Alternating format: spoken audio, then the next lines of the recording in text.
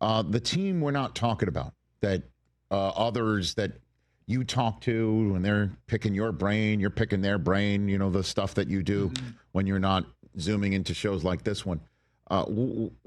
Which is the team that you're hearing the most about that we're not talking about, Albert? I think the two teams that play in week one that are fascinating are the Patriots and the Raiders. I think both those teams are going to be better. Now, how much better we'll see. But I just kind of look at the Raiders now, and it's all right. Like, you get the Colton Miller thing settled. You have a left tackle. Brock Bowers, one of the most exciting skill players in football, even going into just his second year.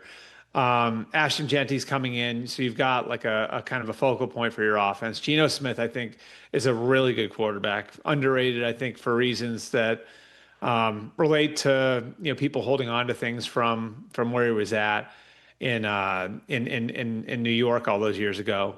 So I think Pete Carroll's going to field a competitive defense with some of the guys that he brought in and some of the kind of mid-level free agents, guys like Eric Stokes, who he's giving a second chance to. So I think the Raiders are interesting.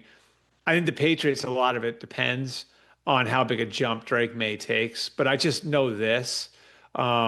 Drake May was seen as a pretty attractive bargaining chip for the Patriots on the coaching market, and a pretty important piece of why Mike Vrabel quickly picked New England. And so I just know people in the league think a lot of him. And so, can their line be better? That's a big question. What does Will Campbell look like at left tackle? Huge question. I think the defense has a chance to be really good.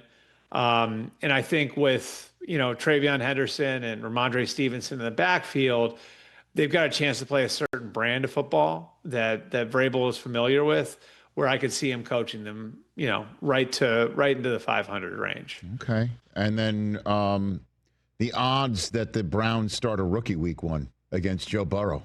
Oh, really, really low, really low. Oh, I think it's you just missed that one pretty fast. I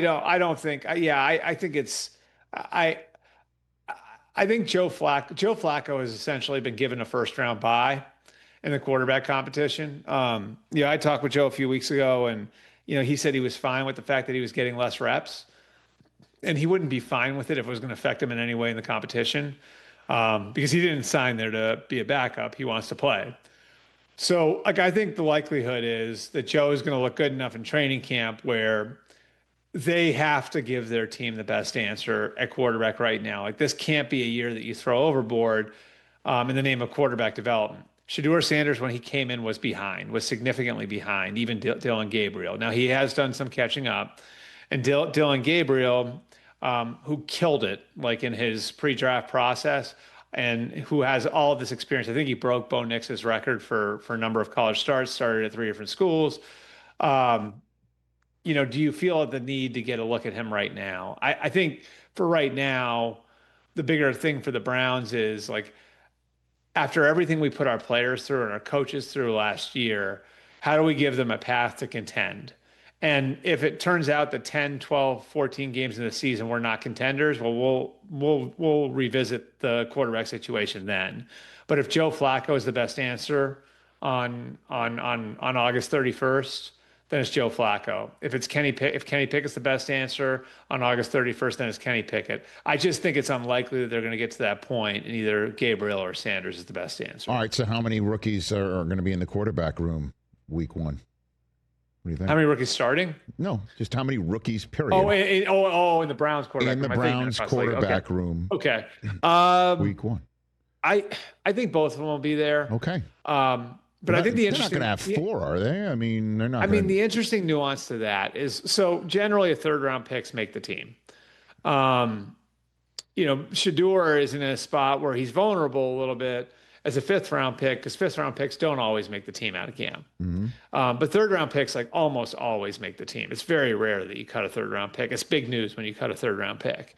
So I think the question becomes, is one of those two guys good enough to be the backup? Right. And I know, like, everybody wants to talk about, are they going to start one of them? Are they going to start one of them? Are they going to start one of them?